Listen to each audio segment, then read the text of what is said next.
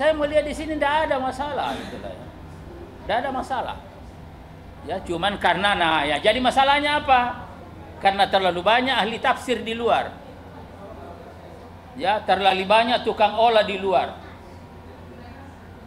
Dan kalau kita bicara tentang ahli tafsir dan tukang olah, bukan tanpa tujuan, tanpa niat.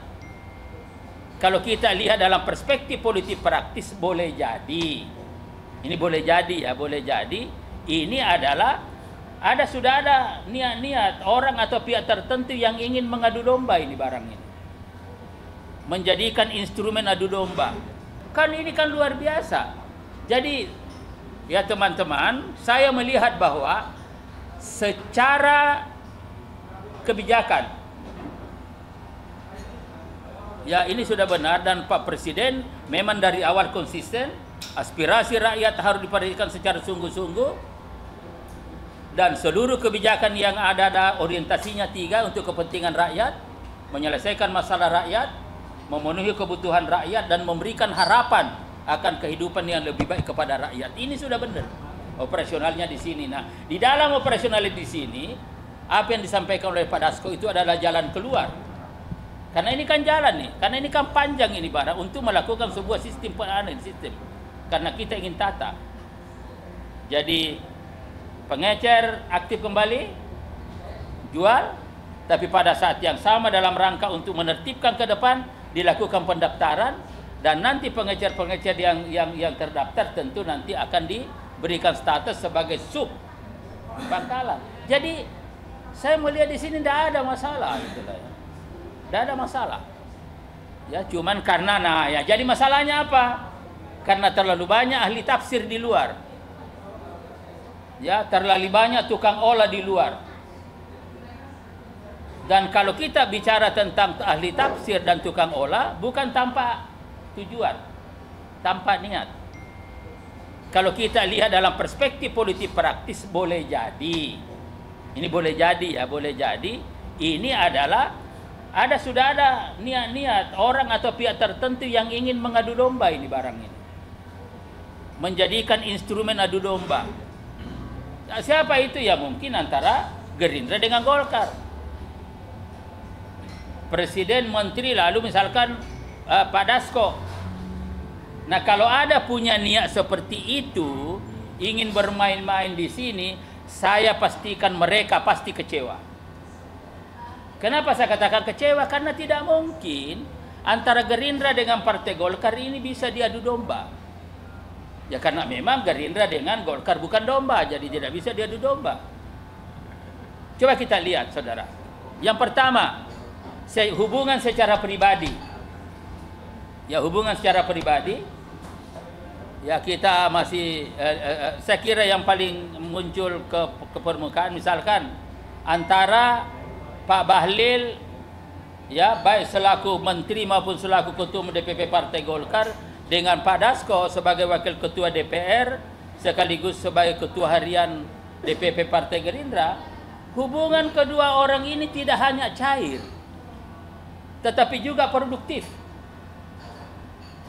Produktivitas terlihat pada peran-peran yang dilakukan saling mendukung dan saling memberikan solusi. Gitulah. Misalkan persoalan gas melon ini di mana karena pengecer dihentikan lalu ada dampak, ada gejolak, ada gesekan. Di sini kan masalahnya bagaimana mengatasi?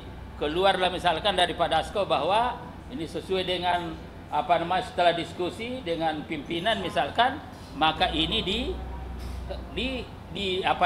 dilanjutkan.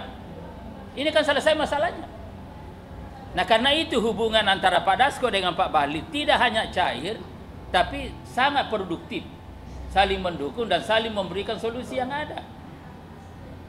Ini hubungan-hubungan seperti ini. Nah, kemudian yang kedua, secara institusional misalkan kita melihat bagaimana Partai Golkar dengan Gerindra. Suasana kebatinan itu sangat kuat. Ya, sering canda-canda politik kan disampaikan bahwa Pak Prabowo ini prosesnya di partai politik melalui Golkar. dan tahu persis bagaimana ciri karakter budaya politik Partai Golkar. Paham betul beliau. Ini, paham betul beliau. Nah, dilihat dari sisi itu. Nah, kemudian kita lihat bagaimana pembentukan koalisi ya Kim kemarin. Kan jelas sekali di situ bahwa inspirator, inisiator kan tidak lepas dari Partai Gerindra dengan Partai Golkar. Ini kan dilihat seperti itu, dan lebih lagi saudara sekalian, ya ini belum